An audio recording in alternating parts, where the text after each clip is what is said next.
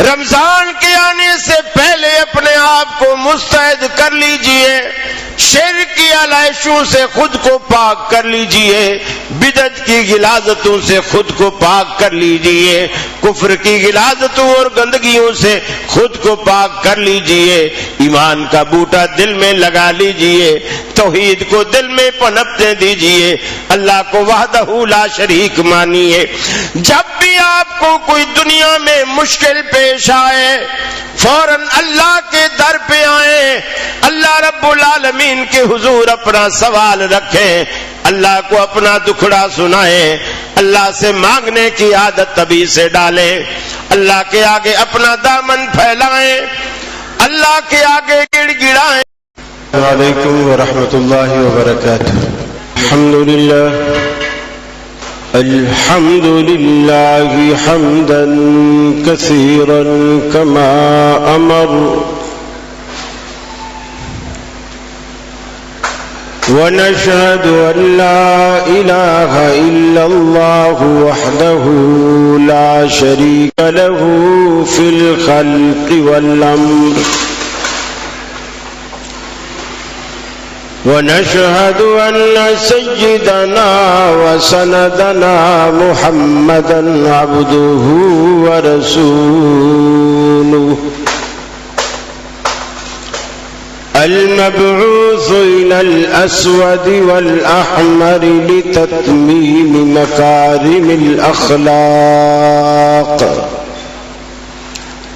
لا يخلق نبي ولا رسول بعده ولا أمة بعد أمته ولا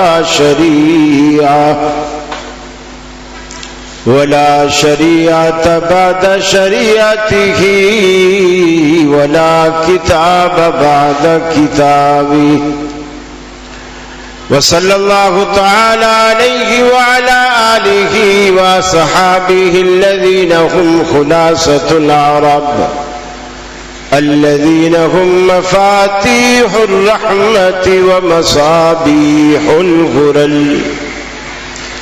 أعوذ بالله السميع العليم من الشيطان الرجيم، بسم الله الرحمن الرحيم۔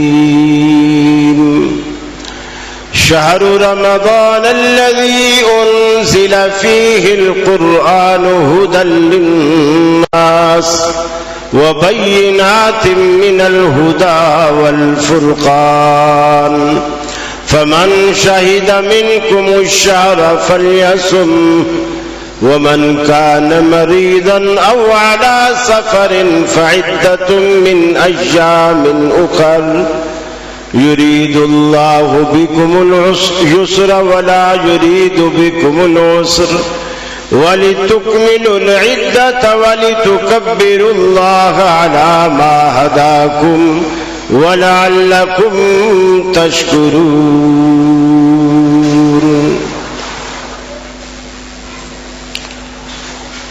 عمل سے زندگی بنتی ہے، جنت بھی جہنم بھی، یہ خاکی اپنی فطرت میں نہ نوری ہے نہ ناری۔ واجب الاحترام علماء کرام، بالخصوص ہمارے فاضل دوست مولانا اختر ضیاء صاحب حفظہ اللہ، اس ادارے کے طلباء، اس مسجد کے نمازی، انتظامیہ کمیٹی اور میری مسلم ماؤں بہنوں بیٹیوں، ہم آج یہاں رمضان کیسے گزارے کے عنوان سے جمع ہیں۔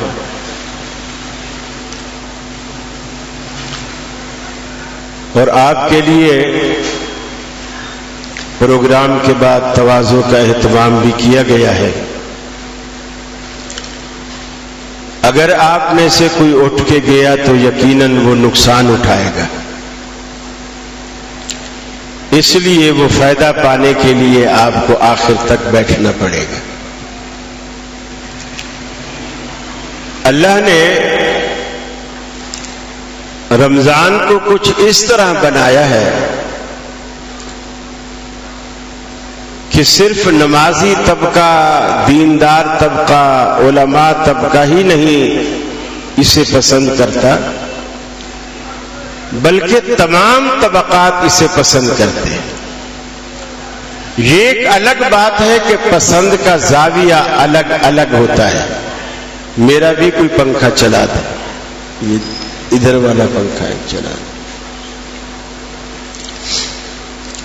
مثلاً کپڑے والے بھی چاہتے ہیں یار سارا سال رمضان رہے، درزی بھی چاہتے ہیں رمضان رہے، فروٹ والے بھی چاہتے ہیں رمضان رہے، شوز والے بھی چاہتے ہیں رمضان رہے، یہ آٹا، چینی، چاول، دالیں، بیسن بیچنے والے بھی چاہتے ہیں رمضان رہے، حتیٰ کہ چوڑیوں والے بھی چاہتے ہیں رمضان رہے۔ گویا کوئی شعبہ زندگی کا ایسا نہیں ہے جو رمضان کو نہ چاہتا ہے، لیکن ہماری چاہت کا جو زاویہ ہے، یہ تھوڑا ایکو کم کرو اس کا، چاہت کا جو زاویہ ہے وہ الگ الگ ہے۔ کوئی چاہتا ہے رمضان رہے تاکہ میرے کپڑے سارے بک جائیں، کوئی چاہتا ہے جوتے سارے بک جائیں، بلکہ رمضان کے بعد اکثر کاروباری لوگ جب آپس میں بیٹھتے ہیں، باتیں کرتے ہیں،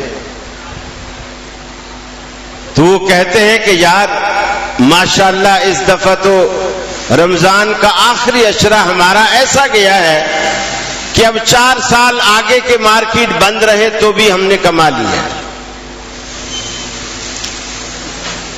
اس پہ مولوی بھی کماتے ہیں۔ کمائی کا فرق ہے کہ کس نے کیا کمایا۔ آج ہم جو گفتگو کرنے والے ہیں وہ گفتگو دیندار طبقے کے حوالے سے ہے۔ وہ اگر رمضان سے فائدہ اٹھانا چاہے تو وہ کیسے اٹھا سکتا ہے؟ وہ کیا کیا کام کرے اور کیا کیا نہ کرے کہ اللہ نے رمضان میں جو خوبیاں چھپا رکھی ہیں وہ اسے حاصل ہو جائیں، وہ اسے پالے۔ پہلی بات یہ ہے، یہ جو رمضان کا مہینہ ہے یہ نیکیوں کا ایک موسم بہار ہے۔ جیسے خزاں کے بعد بہار آتا ہے نا، گنجے درخت پھر سے ہرے بھرے ہو جاتے، نئی کونپلیاں، نئے پتے، نئی شاخیں نکل آتی، پھول والے پودے پھولوں سے لد جاتے ہیں۔ سیم یہی معاملہ رمضان المبارک کا ہے۔ یہ نیکیوں کا موسم بہار ہے، نیکیاں پنپتی ہیں، پھلتی ہیں، پھولتی ہیں، ثمر آور ہوتی ہیں، لیکن یہ ہوگا کیسے؟ اللہ کے رسول صلی اللہ علیہ وسلم نے یہ بھی فرمایا، میری 2-3 دن سے طبیعت ٹھیک نہیں تھی، میں بتا نہیں رہا تھا لیکن راز کھل گیا تو بتانا پڑا۔ میں نے معذرت بھی کی تھی کہ اگر اجازت مل جائے، لیکن ساتھی نہیں مانے تو میں بہرحال آپ کی محبت میں حاضر ہوا۔ اللہ سے دعا ہے اللہ مجھے توفیق دے کہ میں یہ وقت آسانی سے نبھا سکوں۔ اللہ کے حبیب صلی اللہ علیہ وسلم نے فرمایا کہ رمضان میں نیکی کا اجر، ثواب 10 گنا تو عموماً ملتا ہی ہے۔ جیسے عام دنوں میں بھی کہ من جاء بالحسنۃ فلہ عشر امثالھا ومن جاء بالسیئۃ فلا یجزی الا مثلھا. اگر کوئی شخص نیکی کرتا ہے تو اللہ تعالیٰ کم از کم ایک نیکی کے بدلے 10 نیکیاں دیتا ہے. لیکن اگر گناہ کوئی شخص کرتا ہے تو ایک گناہ کے بدلے وہی ایک ہی لکھا جاتا ہے, اس میں بڑھوتری نہیں کی جاتی. لیکن رمضان میں وہ جو کم از کم 10 ہے, نیکی کرنے والے کے اخلاص کو دیکھتے ہوئے اللہ تعالیٰ اس کو 700 گنا تک بڑھا دیتا ہے. اس کے اجر کو, اس کے ثواب کو 700 گنا تک اللہ تعالیٰ اس کو بڑھا دیتا ہے. تو آپ ایک نماز پڑھتے ہیں تو اللہ تعالیٰ آپ کو 700 گنا تک اس کا اجر اور ثواب دیتا ہے. ایک روزہ رکھتے ہیں تو 700 گنا تک اللہ اجر و ثواب دیتا ہے. تو آپ اس میں اپنے آپ کو یعنی تھوڑے وقت میں, تھوڑے ٹائم میں زیادہ سے زیادہ نفع کما سکتے ہیں. چونکہ دنیا کے اندر آپ تقریباً تاجر لوگ ہیں, دنیا کے اندر ہمیشہ ہر تاجر اسی تجارت کو پسند کرتا ہے جس میں انویسٹمنٹ بھی سب سے کم ہو, پیسہ کم سے کم لگے, محنت کم سے کم ہو, وقت بھی کم سے کم لگے اور پرافٹ سب سے زیادہ ہو. ہر تاجر اگر وہ عقل مند ہے تو اس بات کو ترجیح دیتا ہے میاں کم پیسوں میں, کم وقت میں, کم محنت میں منافع اتنا آ رہا ہے جتنا فلاں اتنا وقت لگا کے, اتنی محنت کر کے, اتنے پسینے نکال کے اور اتنی رقم لگا کر پھر بھی وہ اتنا منافع نہیں کماتا جتنا میں تھوڑے پیسوں سے کما رہا ہوں. ہر بندہ اس تجارت کو پسند کرتا ہے اور اللہ تعالیٰ نے وہ تجارت اس رمضان میں رکھی. فرمایا من صام رمضان ایمانا واحتسابا غفر له ما تقدم من ذنبه. جس بندے نے رمضان المبارک کا ایک روزہ رکھا, من صام رمضان, رمضان المبارک کا ایک روزہ رکھا, ایمانا واحتسابا, ایمان کی حالت میں اور اللہ کو خوش کرنے کے لیے, اور کوئی مقصد اس کے دل و دماغ میں کار فرما نہ ہو, اللہ کو راضی کرنے کے لیے, اللہ کو خوش کرنے کے لیے حالت ایمان میں اس نے ایک روزہ رکھا, فرمایا غفر له ما تقدم من ذنبه, اللہ اس کے گزشتہ سارے کے سارے گناہ معاف فرما دیتا ہے. لیکن اس میں وقت لگتا ہے, صبح سے شام تک پیاسا رہنا پڑتا ہے, بھوکا رہنا پڑتا ہے, پھر بھی اس کی محنت صرف ہوتی ہے. رب العالمین نے اس کی محنت کو کم کرتے ہوئے پھر فرمایا اجر میں کوئی کمی نہیں کی, اس کی محنت کو, اس کے وقت کو کم کر دیا. فرمایا من قام رمضان ایمانا واحتسابا غفر له ما تقدم من ذنبه. اگر کوئی بندہ رمضان میں قیام کرتا ہے, رمضان میں قیام کرتا ہے, چاہے وہ عشاء کے فوراً بعد تراویح کی شکل میں کرے یا آدھی رات کو اٹھ کر قیام اللیل کی شکل میں کرے, من قام رمضان, اگر وہ شخص رمضان میں قیام کرتا ہے راتوں کو تراویح کی شکل میں, 8 تراویحاں پڑھتا ہے, حافظ جی کا ایک پارا پیچھے سنتا ہے, اس میں زیادہ سے زیادہ گھنٹہ سوا گھنٹہ لگتا ہے. اس گھنٹہ اور سوا گھنٹہ لگانے میں اللہ نے جو پرافٹ رکھا ہے, فرمایا من قام رمضان ایمانا واحتسابا غفر له ما تقدم من ذنبه.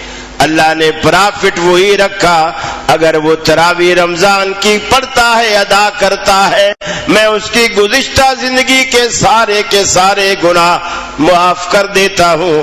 اگر حالت ایمان میں اور اللہ کو خوش کرنے کے لیے اس نے ایسا کیا پھر بھی اس کو گھنٹہ بھر لگتا ہے, اس کے اندر بھی کھڑا بھی رہتا ہے, رکوع بھی کرتا ہے, سجدے بھی کرتا ہے, تھک بھی جاتا ہے, لیکن اللہ تعالیٰ نے محنت میں اور کمی کرتے ہوئے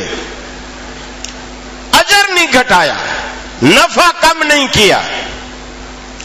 فرمایا من قام لیلۃ القدر ایمانا واحتسابا غفر له ما تقدم من ذنبه. اگر کوئی صرف شب قدر میں لیلۃ القدر میں 5 راتوں میں سے ایک رات اگر وہ اس کو پا لیتا ہے, اس رات کے اندر اس نے قیام کیا, پورے مہینے کی بات نہیں, ایک رات اس نے قیام کیا, ساری رات بھی قیام نہیں کیا, کچھ سویا بھی ہے, کچھ جاگا بھی ہے, کچھ بیٹھا بھی ہے, کچھ لیٹا بھی ہے, پھر کچھ قیام کے لیے بھی کھڑا ہو گیا. فرمایا من قام لیلۃ القدر ایمانا واحتسابا غفر له ما تقدم من ذنبه. اللہ اس کو ایک رات کے قیام کا بھی رب العالمین وہی نفع دیتا ہے کہ پچھلی زندگی کے سارے گناہ رب معاف فرما دیتا ہے. ایک اور فائدے کی بات رب العالمین نے صرف اہل حدیث کے لیے کی, کوئی اور شخص اس سعادت کو نہیں پا سکا. الحمدللہ صرف اہل حدیث ہی اس سعادت کو پانے والے ہیں. اس کے لیے رمضان کی شرط بھی رب العالمین نے ختم کر دی. رمضان کی شرط بھی نہیں, رات کی شرط بھی نہیں, کسی ایک وقت کی بھی شرط نہیں. فرمایا اگر کوئی شخص امام کے پیچھے جہری نماز جو امام کے پیچھے پڑھتا ہے, امام سورہ فاتحہ کی تلاوت کرتا ہے اور مقتدی جب یہ سنتا ہے غیر المغضوب علیہم ولا الضالین, جب مقتدی یہ سنتا ہے اور کہتا ہے آمین, یہ جملہ جب کہتا ہے فرمایا اللہ کے فرشتے آسمانوں پر بھی اس آمین پر آمین کہتے ہیں. اور فرمایا فَإِنَّهُ مَنْ وَافَقَ تَأْمِينَهُ تأمین الملائکۃ غفر له ما تقدم من ذنبه. اللہ کے فرشتے آسمانوں پہ آمین کہتے ہیں, تم زمین پہ آمین کہتے ہو. جب تمہاری آوازیں فرشتوں کی آوازوں سے باہم مل جاتی ہیں, ٹکرا جاتی ہیں, یک آواز ہو جاتی ہیں, اللہ رب العالمین غفر له ما تقدم من ذنبه, تمہارے گزشتہ سارے گناہ معاف کر دیتا ہے. اب دیکھیے کہ آمین کہنے پہ وقت کتنا لگتا ہے, وقت کتنا لگتا ہے, محنت کتنی لگتی ہے اور پیسہ کتنا لگتا ہے. لیکن فائدہ کیا ہے, زندگی بھر کے سارے گناہ رب معاف کر دیتا ہے. گزشتہ جو پچھلے ہمارے گناہ ہیں, یہ بھی حدیث نے نہیں کہا کہ ایک دن کے, ہفتے کے, مہینے کے. فرمایا غفر له ما تقدم من ذنبه, جو پیچھے اس کے گناہ گزر چکے ہیں وہ سارے رب العالمین معاف کر دیتا ہے. اب اس قدر جو اللہ نے اجر و ثواب رکھا ہے اس کو پانے کے لیے انسان کوشش تو کرے نا. اب دیندار طبقے مختلف طریقوں سے اس شرف کو, اس فضیلت کو, اس سعادت کو پا سکتے ہیں, حاصل کر سکتے ہیں. کیونکہ یہ اتنا ضروری ہے کہ اگر یہ رمضان آیا اور چلا گیا اور ہمارے اندر کوئی تبدیلی نہیں چھوڑ گیا, ہم نے کچھ بھی اپنے اندر تبدیل نہیں کیا, جیسے رمضان سے پہلے تھے ویسے رمضان کے اندر ویسے رمضان کے بعد, اگر کچھ نہیں چھوڑا تو رسول اکرم صلی اللہ علیہ وسلم نے بڑی سخت وعید اس کے لیے بیان فرمائی. آپ نے فرمایا منبر پر آپ جب تشریف لے آئے چڑھنے لگے. ہمارے ہاں تو جو منبر ہوتا ہے ہم تیسری سیڑھی پر نہیں کھڑے ہوتے. اس کی دو ایک وجوہات ہیں. ہم پہلی سیڑھی پر کھڑے ہوتے. اللہ کے رسول تیسری سیڑھی پر کھڑے ہوتے تھے. وہ اس لیے کھڑے ہوتے تھے، پہلی بات تو یہ ہے کہ انسان جب اونچا کھڑا ہوتا ہے دور تک لوگوں کو نظر بھی آتا ہے اور آواز بھی دور تک جاتی. اس زمانے میں چونکہ اسپیکر وغیرہ نہیں ہوتے تھے، اب تو ماشاءاللہ اتنی آواز اتنی اونچی ہو جاتی ہے کہ ہمیں یہ کہنا پڑتا بھی تھوڑا سا اس کا ایکو وغیرہ کم کرو. اس زمانے میں یہ سسٹم ہی نہیں تھا. لوگ آواز لگاتے، جہاں تک جاتی چلی جاتی، پھر وہاں کوئی مکبر کھڑا ہوتا جو اس آواز کو سنتا، پھر وہی بات اپنی آواز میں ادھر منہ کر کے زور سے دہراتا، پھر وہ اس کی آواز جہاں تک جاتی، پھر آخر تک. خطبہ حجۃ الوداع میں یہی سسٹم تھا. اور کتنی کوفت ہوتی ہوگی، تکلیف ہوتی ہوگی، اور کتنا ٹائم صرف ہوتا ہوگا صحابہ کرام کو ایک بات کو سننے کے لیے. آپ جو تیسری سیڑھی پر کھڑے ہوتے تھے تو ایک تو بنیادی مقصد یہ بھی ہوتا تھا کہ میں دور تک لوگوں کو نظر آؤں اور مجھے بھی لوگ دور تک نظر آئیں اور میری آواز بھی دور تک جائے.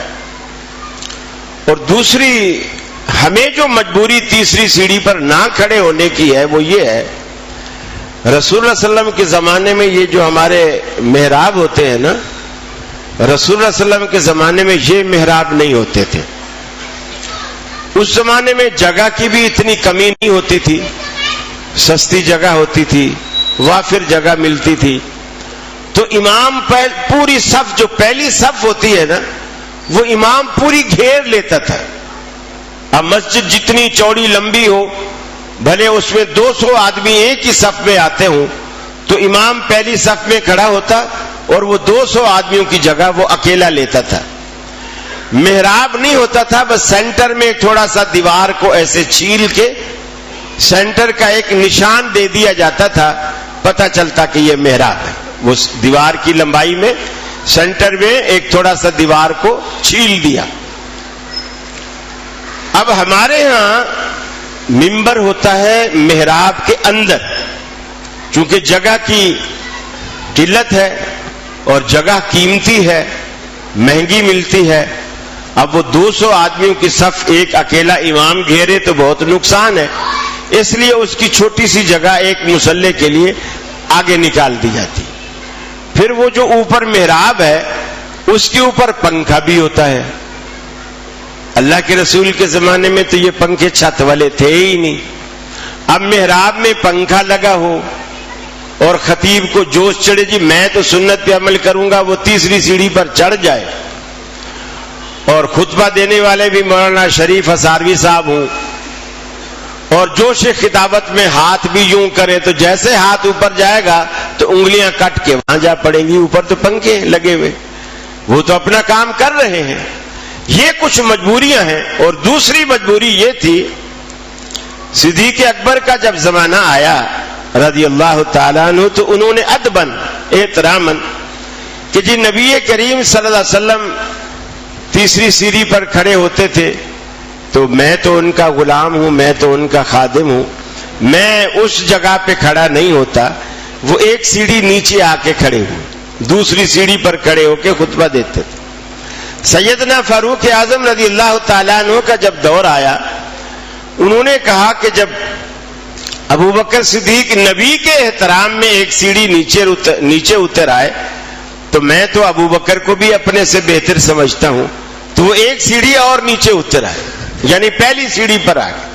پھر سیدنا عثمان غنی، سیدنا علی المرتضیٰ کے زمانے میں پھر یہ ایک ہی سیڑھی پر لوگ کھڑے ہوتے رہے.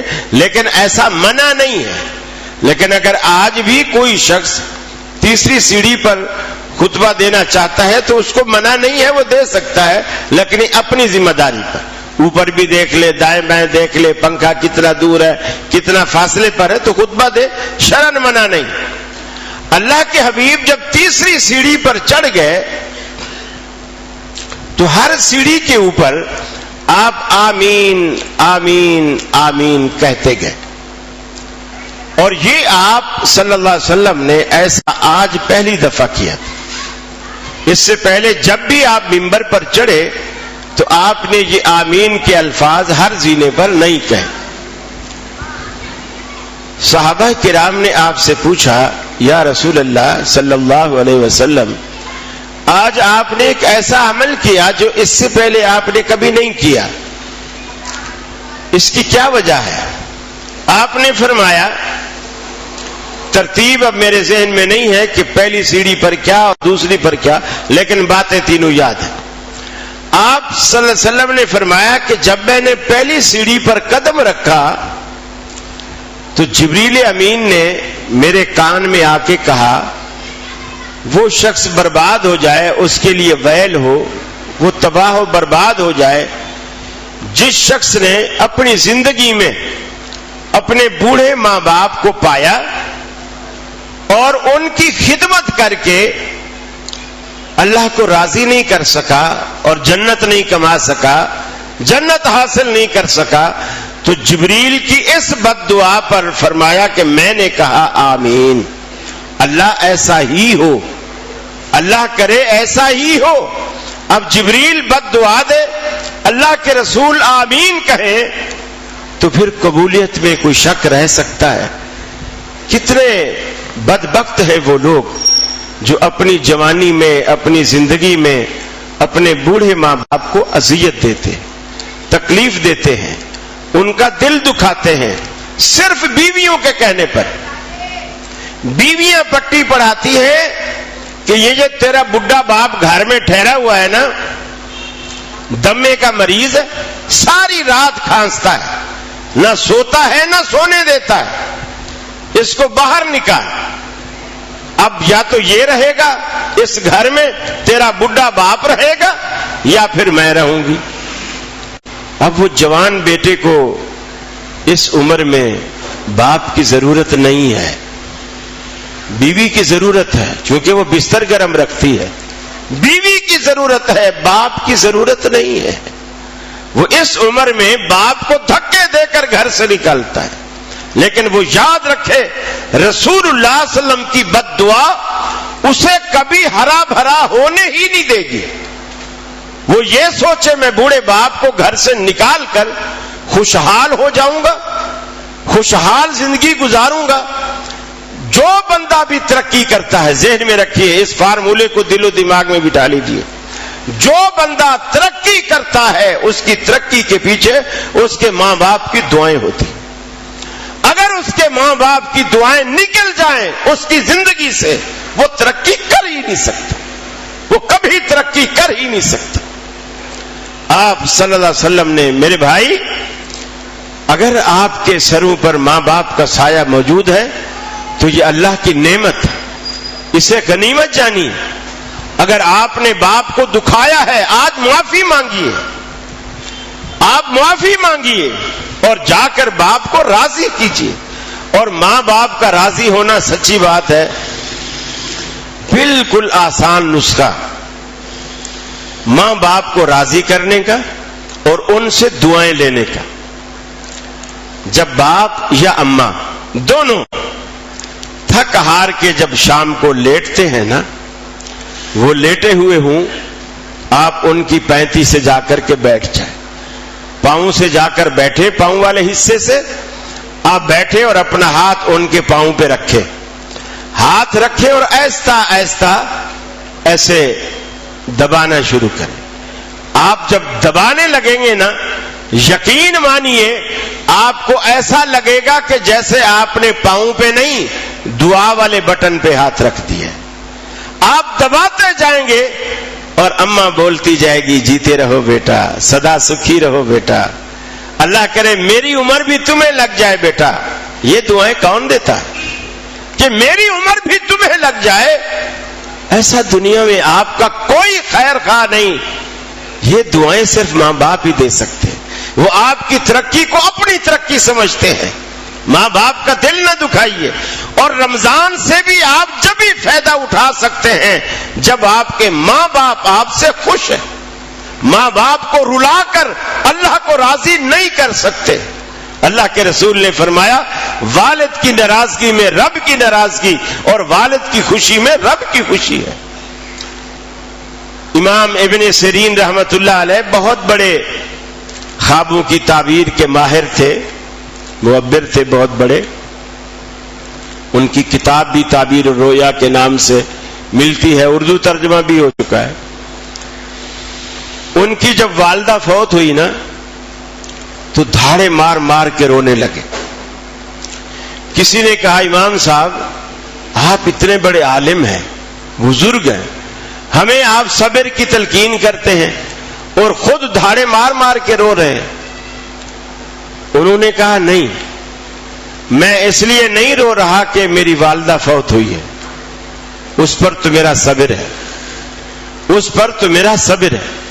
میں رو اس لیے رہا ہوں کہ اللہ تعالیٰ نے میرے لیے جنت کے 2 دروازے کھولے تھے، ایک باپ کی شکل میں اور ایک والدہ کی شکل میں، اور آج ان 2 میں سے ایک دروازہ میرا بند ہو گیا. رونا اس بات کا، ماں ہے یا باپ ہے، دونوں آپ کے جنت میں جانے کے دروازے ہیں. آپ ان کی خدمت سے جنت حاصل کر پائیں گے، انہیں ناراض کر کے آپ وہ دروازے اپنے اوپر بند کر لیں گے. رسول اکرم صلی اللہ علیہ وسلم نے جب دوسرے زینے پر قدم رکھا تو آپ نے فرمایا آمین. جب پوچھا گیا تو آپ نے بتایا جبریل امین نے میرے کان میں مجھے کہا اس شخص کے لیے بھی ویل ہو، ہلاکت ہو، بربادی ہو جس نے آپ کا نام مبارک پڑھا، سنا یا بولا لیکن اس پر درود نہیں پڑھا، اس کے لیے بھی ویل. یہ کتنے لوگ ہیں دنیا میں جو شیطان نے ایسی پٹی پڑھائی ہے ان کو کہ جب رسول اللہ صلی اللہ علیہ وسلم کا نام آئے تو اپنے انگوٹھے چومو، انگوٹھے چومو اپنے، اور انگوٹھے کے بھی ناخن چومو، پھر اپنے ہونٹوں سے چومو، پھر اپنی آنکھوں سے لگاؤ. یہ عمل کرا کے شیطان نے درود سے روک دیا. یعنی جس چیز سے فائدہ ہونا تھا اس چیز سے محروم کر دیا، اور ہمیں اس چیز پر لگا دیا جس کا کچھ بھی فائدہ نہیں، الٹا بدعت کا گناہ ہے. اصل میں یہ جو شیطان ہے نا، مولوی کا شیطان بھی مولوی ہوتا ہے، کپڑے والے کا شیطان بھی کپڑے والا ہوتا ہے، ڈاکٹر کا شیطان بھی ڈاکٹر ہوتا ہے. یہ شیطان کوئی معمولی چیز نہیں ہے. مولوی کو کبھی بھی شیطان یہ آ کر نہیں کہے گا نماز نہیں پڑھا کر، اس کو پتا یہ مانے گا ہی نہیں، یہ تو امام ہے، یہ کہاں سے مانے گا، یہ تو امام ہے، نماز پڑھانے آئے گا. کبھی یہ نہیں کہے گا نماز نہیں پڑھا کر، کبھی یہ نہیں کہے گا روزہ نہیں رکھا کر. وہ اس کو دین کے حوالے سے دلائل دے کر ایسا ذہن کے اندر اس کے فطور پیدا کر دے گا، دلائل دے کر اسے کنفیوز کر دے گا. وہ جائز ناجائز کے چکر میں پڑ جائے گا، حلال اور حرام کے چکر میں پڑ جائے گا، اور مستحب کے چکر میں پڑ جائے گا. اس کو چھوڑوں نہ چھوڑوں، کروں نہ کروں، یہ اس سے بہتر ہے، وہ اس سے بہتر ہے. اب جیسے کتنے لوگ ایسے ہیں جن کو شیطان نے یہ جو نماز بغدادی نماز اس کا نام رکھا ہوا ہے، انہوں نے بغدادی نماز پڑھتے ہیں اور منہ بھی کرتے ہیں بغداد شریف کی طرف، قبلے کی طرف نہیں، بغداد شریف کی طرف. اب یہ مذہبی طبقہ ہے، شیطان نے ایسی پٹی پڑھائی کہ ٹھیک ہے نماز پڑھو، میں نہیں روکتا تمہیں، لیکن اس طرف رخ کر کے پڑھو، بغداد کی طرف رخ کر.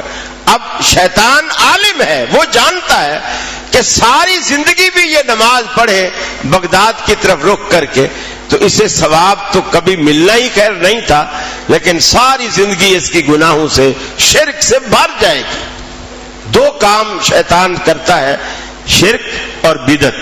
پہلے شرک پر آمادہ کرتا ہے، اگر بندہ آ جائے تو ٹھیک ہے، خوش ہو جاتا ہے، اور اگر شرک پر نہ آئے تو پھر بدعت پر لگا دیتا ہے، تاکہ اس عمل تو کرے، عمل تو یہ چھوڑ نہیں رہا، لیکن بدعت پر آنے سے اس کا عمل کا جو اجر ہے وہ اجر کم از کم ختم ہو جائے، ثواب اس کا کم از کم ضائع ہو جائے، وہ اس کو لگا دے۔ اب جیسے قبر پر اذان دینا ہے، اب یہ مولویوں نے شروع کیا نا، اور ان کے مولوی شیطان نے انہیں بتایا کہ میاں اذان سے تو شیطان بھاگتا ہے، تم جب قبر پہ اذانیں دو گے تو قبر پہ شیطان نہیں آئے گا۔ اب مولوی صاحب کے دماغ میں بات آ گئی، یار یہ تو بڑی پتے کی بات ہے۔ اب وہ قبر پہ دفن کے بعد کھڑے ہو کے اذانیں دے رہے ہیں۔ شیطان پٹی پڑھاتا ہے کہ قرآن کے تو ایک ایک حرف پہ 10 نیکیاں ملتی، اور قرآن میں برکت ہے۔ جب کوئی تھال دیگ پکتی ہے تو اس کا پہلی ایک پلیٹ یا تھال نکال کے مولوی صاحب کے آگے رکھو، اس سے کچھ صورتیں پڑھواؤ تاکہ سارے کھانے میں برکت آ جائے، قرآن کی برکت آ جائے۔ پھر اس تھال کو دیگ میں ڈالو، پھر اس کو مکس کرو، پھر تقسیم کرو تاکہ وہ برکت ساری سب کو چلی جائے۔ اب لوگ سنیں گے تو بولیں گے یار بات تو ٹھیک ہے، کتنی پتہ کی بات ہے، اس نے قرآن پڑھا ہے، اور یہ وہابی کہتے ہیں یہ حرام ہو گیا ہے، یہ بدعت ہو گئی ہے، یہ ختم شریف ثابت نہیں ہے۔ بھلا ہمیں بتلاؤ، ہم نے قرآن پڑھا، کسی کو گالیاں تو نہیں دی۔ رمضان میں شیطان کیسے لوگوں کے روزے ضائع کرتا ہے کہ آپ عالم ہیں، دیندار ہیں، آپ روزہ رکھ رہے ہیں، روزہ نہیں چھوڑ رہے ہیں، اب وہ کیسے ضائع کرتا ہے؟ وہ یہ ضائع کرتا ہے، رسول اللہ صلی اللہ علیہ وسلم کا فرمان ہے کہ جب سورج ڈوب جائے اب آپ کسی چیز کا انتظار نہ کریں، آپ روزہ کھول دیں۔ آپ کے پاس گھڑی ہے، مسجد میں گھڑی ہے، ہر نمازی کے پاس گھڑی ہے، گھر میں گھڑی ہے، اخباروں میں افطار اور سحر کا ٹائم آ گیا ہے، غروب آفتاب، اور یہ جو اخبار والے دیتے ہیں محکمہ موسمیات والوں سے پوچھ کر، تو وہ غروب کا ٹائم دیتے ہیں، وہ یہ نہیں دیتے کہ بھی اتنے منٹ احتیاطی ہے یا اتنے منٹ غیر احتیاطی، وہ کہ اتنے بجے سورج ڈوب جائے گا، اس کی پوری لال روٹی جو ہے وہ ڈوب جائے گی، وہ روزہ افطار کا ٹائم ہے۔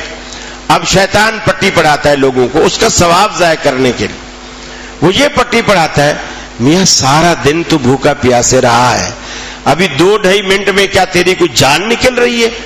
2-2.5 منٹ احتیاطاً اگر لیٹ کر لے تو کیا فرق؟ احتیاطاً اگر لیٹ کر لے تو کیا فرق پڑتا ہے؟ 2-2.5 منٹ نہیں گزار سکتا تو گزار سکتا ہے۔ رسول اللہ صلی اللہ علیہ وسلم نے فرمایا میری امت اس وقت تک گمراہ نہیں ہوگی جب تک افطار میں جلدی اور سحر میں تاخیر کرتی رہے گی، گمراہ نہیں ہوگی۔ افطار میں جلدی اور سحر میں تاخیر کرتی رہے گی۔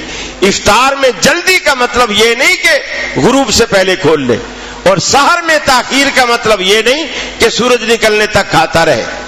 افطار میں جلدی کا مطلب یہ ہے جیسے سورج چھپے فوراً روزہ کھول لے، جیسے سورج چھپے فوراً روزہ کھول لے۔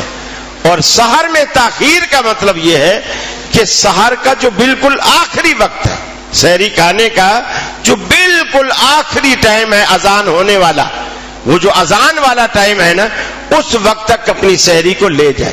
یہ جو 2:30 بجے کھا کے لوگ ڈکار دے کے سو جاتے ہیں، یہ سنت کے بالکل خلاف ہے۔ 2:30 بجے کھا کے 3 بجے کھا کے سو جاتے ہیں، اور پھر پانی کا ایک جگ ساتھ رکھ لیتے ہیں، الارم لگا لیتے ہیں، جیسے اذان ہوئے گی الارم لگے گا، فٹافٹ اٹھ کے پانی کے گلاس 2-3 گلاس بھر کے وہ پی لیں گے، کھانا تو کھایا ہوا تھا۔ یہ روزہ اس طرح سنت کے بالکل خلاف ہے۔ آپ اپنی سحری جو ہے اتنی لیٹ کر لیں کہ آپ اذان کے ٹائم تک ادھر آپ کے ہاتھ میں پیالہ ہو پینی کا یا چائے کا، وہ پیالہ ہو، اور ادھر مؤذن اذان دے، آپ اس کو حکم ہے کہ اس کو اب ختم کر لو، نئی چیز نہ لو، اس چیز کو آپ ختم کر لو، اب آپ اس کو ختم کر لیں۔ یہ بالکل سحر کی تاخیر ہے، یعنی آپ نے اس کو اتنا لیٹ کیا کہ بالکل آخری وقت میں آپ نے روزے کو بند کیا۔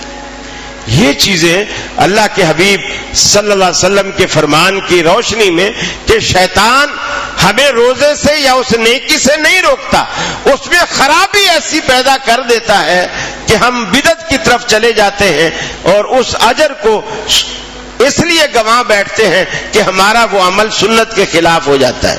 تو لہذا اس کا بھی اہتمام کریں.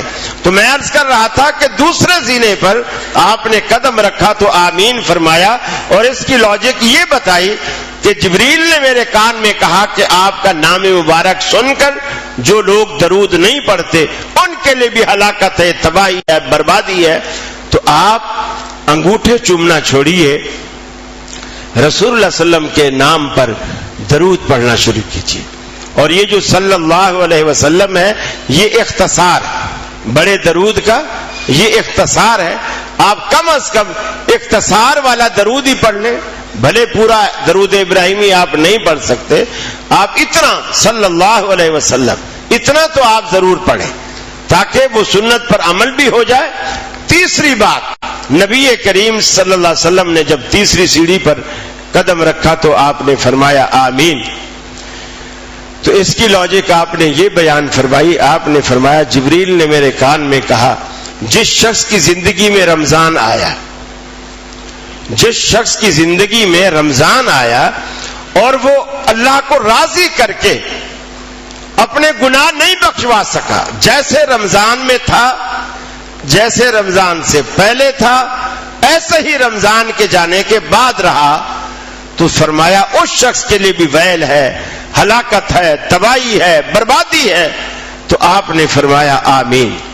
اب یہ جو رمضان آنے والا ہے یہ ہم نے ابھی سے یہ فیصلہ کرنا ہے کہ وہ کیا کیا چیز ہے جو ہمارے عمل کو برباد کرتی ہے، تاکہ ہم رمضان سے فائدہ اٹھا سکیں، تاکہ ہم رمضان سے فائدہ اٹھا سکیں. دو بنیادی باتیں آپ ذہن میں رکھیں. پہلے نمبر پر عقیدہ توحید. اگر آپ کے عقیدے میں شرک ہے آپ نہ رمضان سے فائدہ اٹھا سکتے ہیں، نہ مسجد سے فائدہ اٹھا سکتے ہیں، نہ حج سے فائدہ اٹھا سکتے ہیں، نہ بیت اللہ کے سائے میں دعا مانگ کر فائدہ اٹھا سکتے ہیں. اگر آپ کے عقیدے میں شرک ہے تو آپ کی ساری زندگی کی نیکیاں غارت ہیں. فرمایا ان اللہ لا یغفر ان یشرک بہ ویغفر ما دون ذلک لمن یشاء. فرمایا رب العالمین کا وعدہ ہے کہ اللہ رب العالمین اس بندے کو معاف نہیں کرے گا جو شرک کرے، شرک کرتا ہو، اللہ کا ساجی بناتا ہو، اللہ کا شریک ٹھہراتا ہو. ان اللہ لا یغفر ان یشرک بہ، جس نے بھی اس کے ساتھ کسی کو شریک کیا اللہ کا وعدہ ہے کہ اس کو معاف نہیں کرے گا.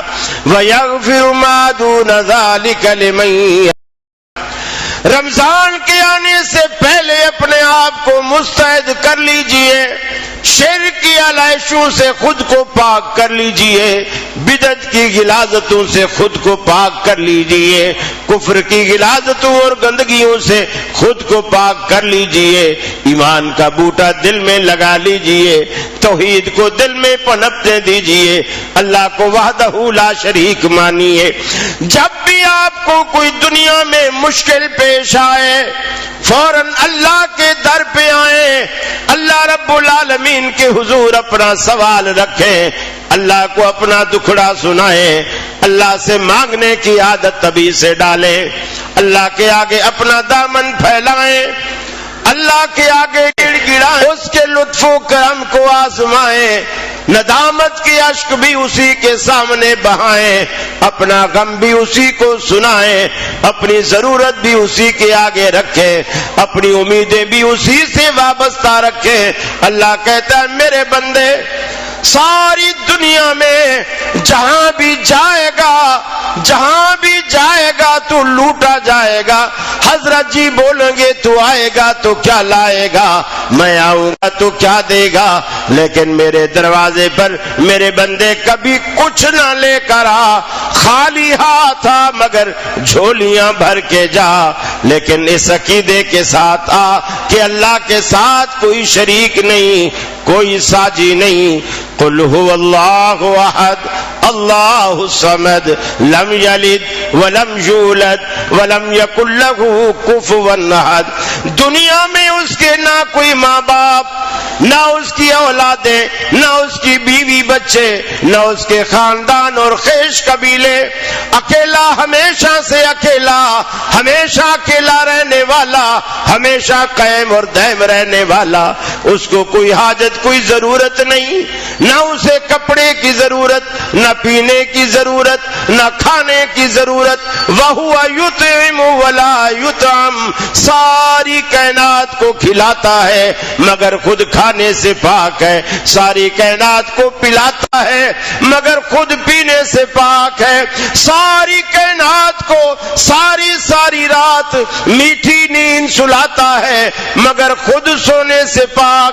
لا تأخذہ سنۃ ولا نوم. نہ اسے اونگ آتی ہے اور نہ اسے نیند آتی ہے. ساری کائنات کا وہ اکیلا مالک ہے. فرمایا میرے دروازے پر میرے بندے ایک مرتبہ آ تو صحیح، دیکھنا تیرے آنے میں تو دیر ہو سکتی ہے، میرے راضی ہونے میں ہرگز دیر نہ ہوگی.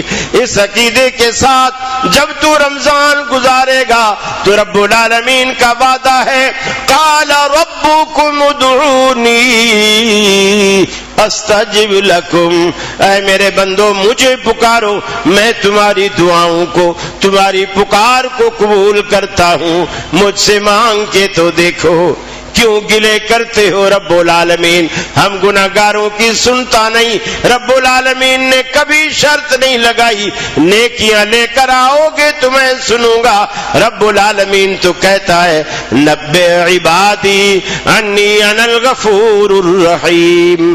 اے میرے بندو تمہارے لیے یہ بشارت ہے، یہ خوشخبری ہے کہ میں غفور الرحیم ہوں، میں بخشنے والا ہوں، میں معاف کرنے والا ہوں. لہذا اللہ نے ان گناہگار بندوں کو جو خطا کار ہے، گناہگار ہیں، ان کے لیے اللہ رب العالمین نے اپنے حبیب سے کہا حبیب آپ میرے ان بندوں کو بتلا دیجئے جو بندے اپنے اوپر زیادتی کر بیٹھے، جو اپنے اوپر زیادتی کر بیٹھے ہیں، یعنی جو گناہ کر بیٹھے ہیں، جو ظلم کر بیٹھے ہیں، گناہ کر بیٹھے ہیں، انہیں بتاؤ کہ اللہ کی رحمت سے مایوس نہ ہونا، میرے دروازے پر آؤ. اللہ کب کہتا ہے کہ تم جب نیکیاں کر کے آؤ گے پھر بخشوں گا؟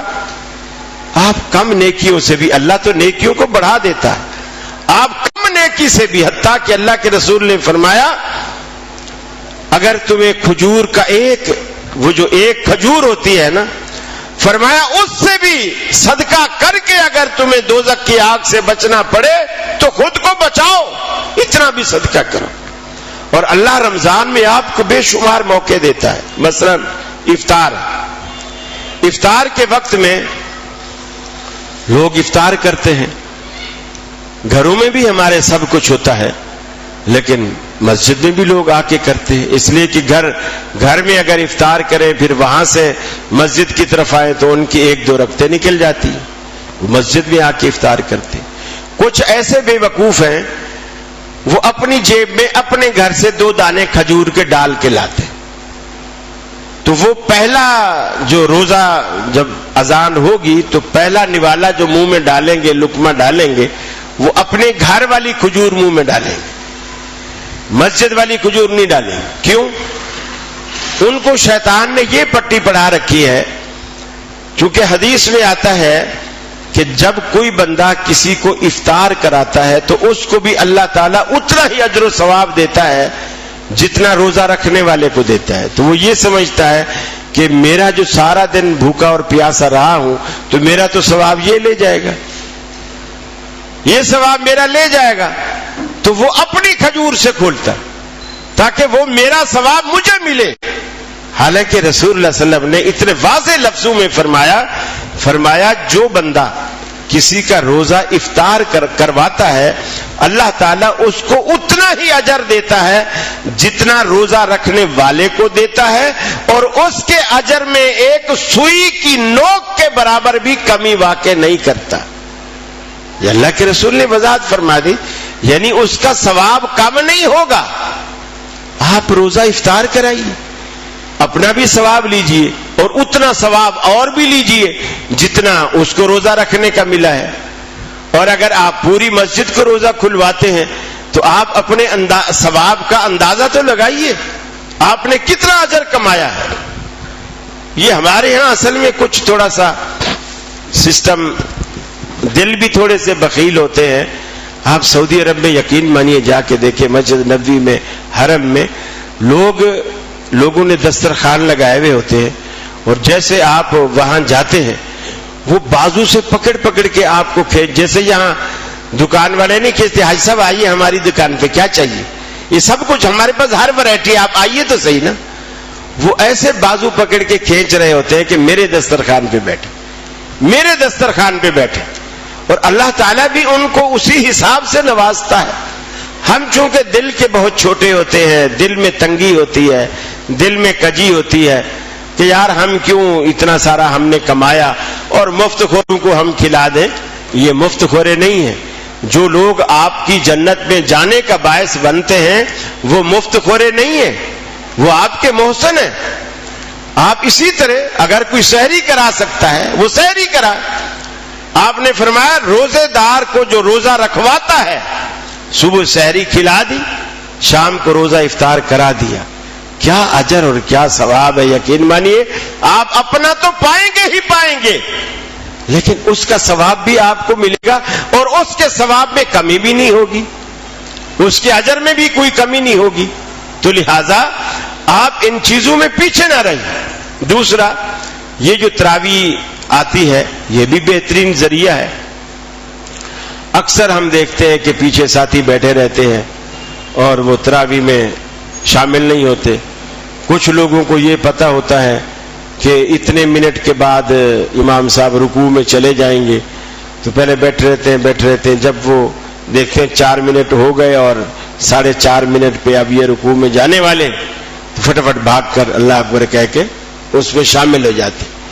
देखिए, आप रमजान में नेकियां कमाने बैठे हैं, कोई गले से बला टालने नहीं बैठे। कोई बोझ है आपके ऊपर कंधे से भी, वो जितना जल्दी हो सके आप उतार दें। आप इसलिए नहीं बैठे, बल्कि आप इसलिए बैठे हैं ताकि आपका जो वो नेकियां हैं वो मिले।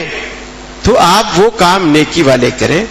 ज्यादातर रमजान में कुरान से रिश्ता जोड़ें, कुरान पढ़ें, जितना तिलावत हो सकती है आप करें। आप हाफिज नहीं है कोई बात नहीं, आप देख के पढ़ें, आप देख के पढ़ें और देख कर भी कुरान मजीद आप पढ़ते रहें। अल्लाह ताला आपको एक एक हर्फ पर 10-10 नेकियां मिलती देता है।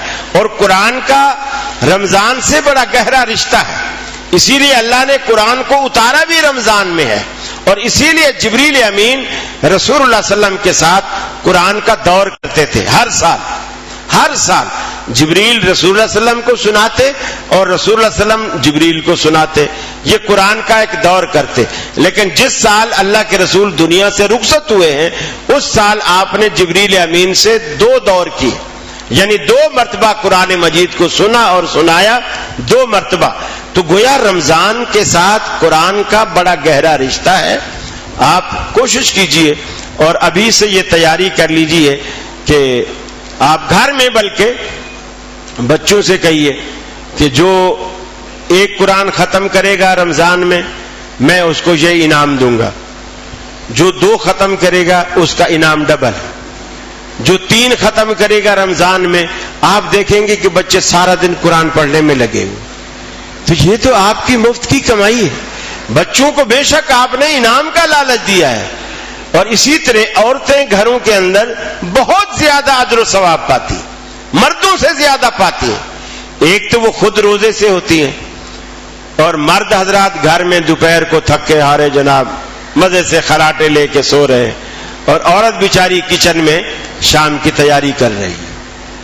तो ये उनके लिए अजर व सवाब और ज्यादा, चूंकि वो अपने भी रोजे से हैं और फिर घर के अंदर जितने अफराद हैं उनकी इफ्तारी का एहतमाम भी रोजे के अंदर वो खुद ही कर रही हैं। तो ये बहुत बड़े अजर की बात है।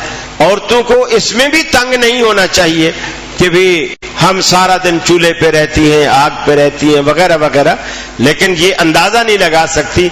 आज आप चूल्हे की आग के पास खड़ी हैं इफ्तारी बनाने के लिए, क्या ये نفع کم ہے کہ اللہ رب العالمین قیامت والے دن آپ کو دوزخ کی آگ سے دور کر دے، دوزخ کی آگ سے بچا لے؟ کیا یہ سودا گھاٹے کا سودا ہے؟ یہ فائدے کا سودا۔ آپ چھوٹی چھوٹی باتیں ہیں جو بچوں کی تربیت کریں، اور اسی طرح رمضان میں آپ یہ بھی کر سکتے ہیں، جیسے آپ ابھی سے کپڑے لے کے آپ درزیوں کو دیتے ہیں، کپڑے بنواتے ہیں، چونکہ رمضان میں پھر درزی نہیں لیتے، جی رش ہے ہمارے پاس، ہم عید پہ نہیں دے سکتے، آپ پہلے سے دیتے ہیں، تیار کرواتے ہیں۔ تو آپ کے اڑوس پڑوس میں اگر کوئی غریب ہے اور اس کے 2-3 بچے ہیں تو آپ ان کے بھی، بھلے ریڈی میڈ سوٹ ہی صحیح، بھلے زیادہ مہنگے نہ ہوں، بوسکی والے نہ ہوں، سستے والے بھلے کپڑے ہوں، لیکن ایسے ہوں جو سال بھر چل جائیں، آپ ان غریبوں کے لیے بھی چھوٹے چھوٹے جوڑے کپڑوں کے آپ لے جائیں۔ عید والے دن جب وہ پہنیں گے اور ان کے چہرے پر جو خوشی آئے گی، یقین مانیے روز آخرت اللہ تعالیٰ وہ خوشی آپ کے چہرے پر لائے گا۔ تو آپ کا یہ چھوٹا چھوٹا کام ہے، یہ کسی طرح بھی ضائع نہیں جائے گا۔ آپ یہ ابھی سے عزم کر لیجئے، ابھی سے تیاری کر لیجئے، ڈائری بنا لیجئے، بلکہ 2 ڈائریاں بنا لیجئے۔ اس ایک ڈائری کے اندر آپ یہ لکھ لیجئے مجھے یہ گناہوں کی عادت ہے، دوسری ڈائری میں یہ لکھ لیجئے مجھے یہ نیکی کی عادت ہے۔ اب آپ اندازہ لگائیے آپ کے گناہ زیادہ ہیں یا آپ کی نیکیاں، آپ کسی کو نہ دکھائیں، اپنی ڈائریاں خود دیکھیں، حتیٰ کہ بیگم کو بھی نہ دکھائیں، آپ یہ خود دیکھیں۔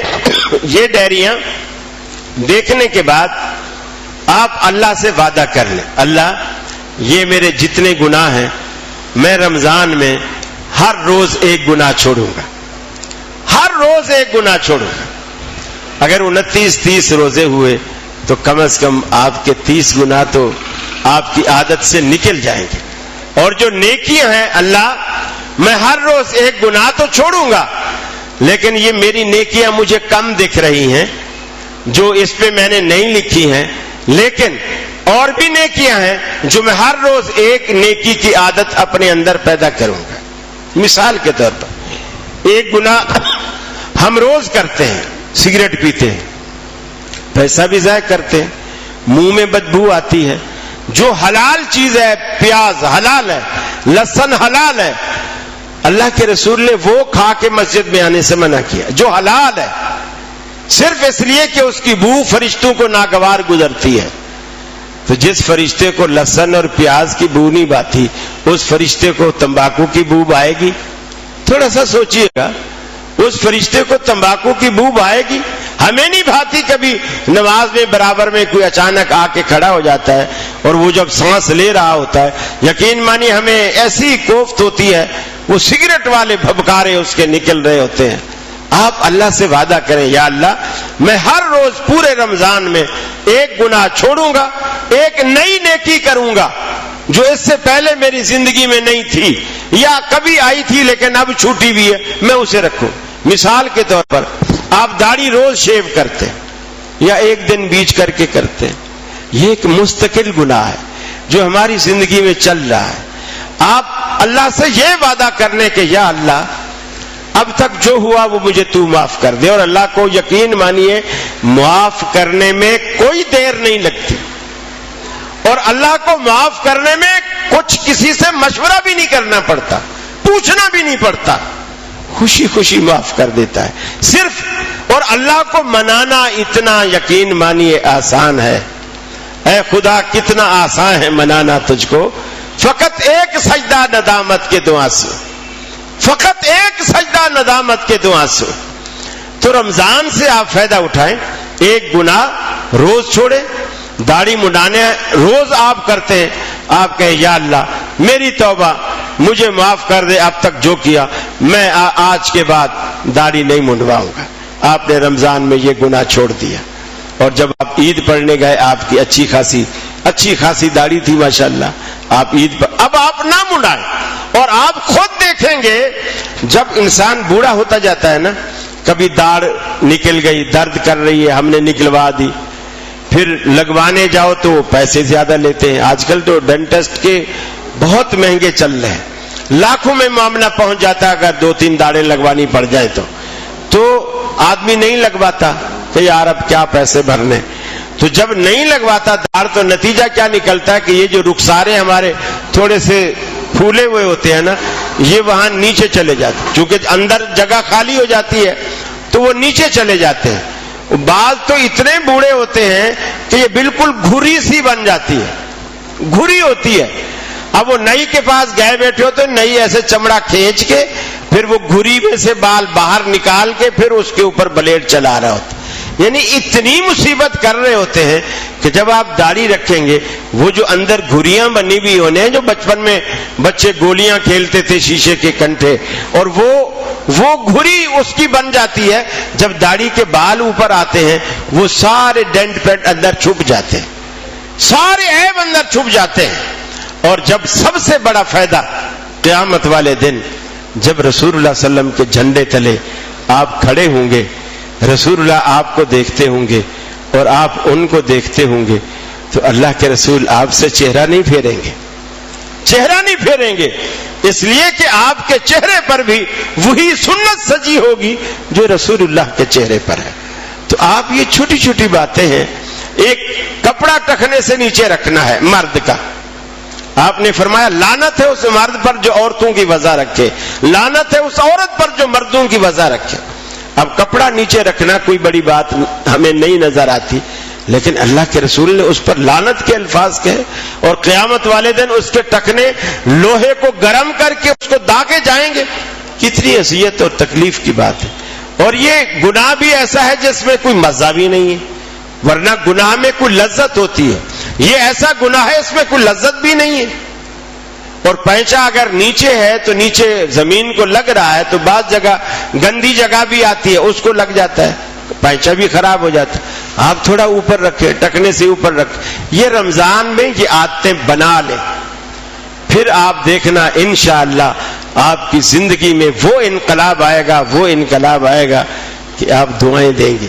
اللہ سے دعا ہے اللہ رب العالمین مجھے بھی اور آپ کو بھی عمل کی توفیق عطا فرمائے. اللہ رب العالمین ہمیں رمضان کو کما حق ہو وفا کرنے کی رمضان کے ساتھ توفیق عطا فرمائے, اس کے حق ادا